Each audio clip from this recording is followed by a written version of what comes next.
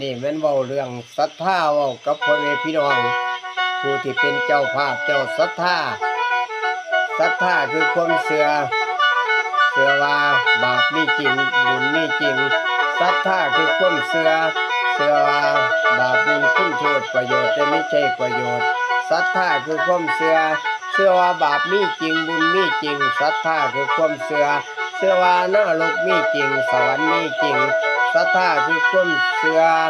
แล้วเชื่อว่าทำดีก็ต้องได้ดีคันทำชั่วก็ได้ชั่ว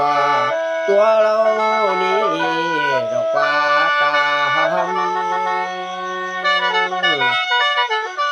แล้วเพิ่นจะว่ากรรมตัวนี้เรียกว่าการกระทำกรรมเป็นของคนเราแต่งเองให้มีขึ้นเราควรมีความเชื่อในกรรมเราแน่เพิ่นจะว่ากรรมชาติก่อนแต่งคนในชาตินี้กรรมชาตินี้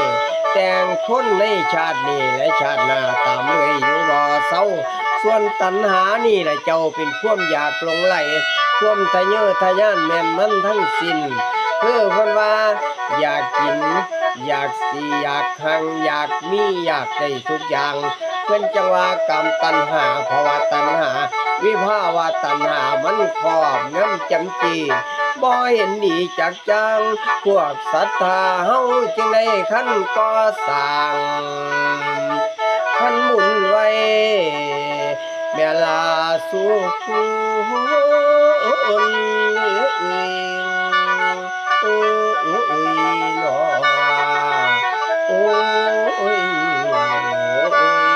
นา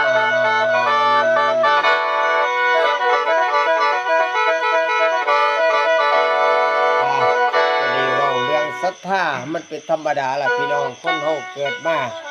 บ่ว่าแต่ผู้ใดก็ได้อยากมีแต่บุญละบาปบ่อยากมี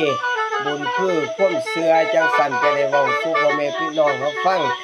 ศรัทธาคือความเชื่อว่าทำดีก็ต้องได้ดีทำชั่วก็ได้ชั่วตัวเรานี่ว่ากรรมเอาบัดนี้ขอกล่าวไว้สำหรับซะก่อนบัดนี้อ่านอวยหาหม่องเรื่องหาหม่องมวลจักหน่อยบ่แค่นเฮา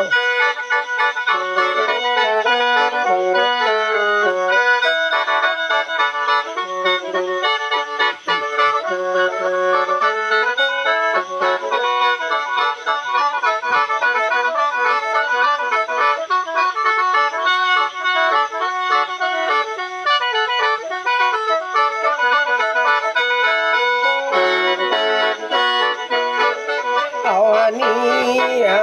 พวกเราทำนั้นสากลบ่หลายบรรลัยใหญ่นี่ละแม่นคำก่อนบ่อนบ่ฟังใดจังว่าไข่หัวก็บ่รอฟังบ้านม่วนเชิญชวนพี่น้องบ้านผ่อนใจกันเอาอันนี้พ่อแม่เอาซ้ำนั้น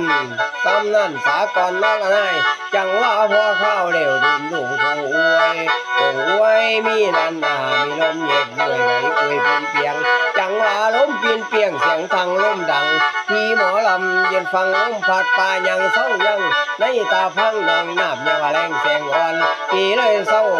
พัดจอนดินทางฟังหนองได้ยินนกกะละเม็นห้ำห้องกองปากกะทาดงมันนันเดอมันลงกินป่าหมูกาลาน้ำในลานน้ำตามใจใส่เขานังนี่นั่นแล้วทะลุเจ้ารังคอยจองของป่ากะนกกุมมาเป็ดกากาบัวมีนั่นแล้วมีหมู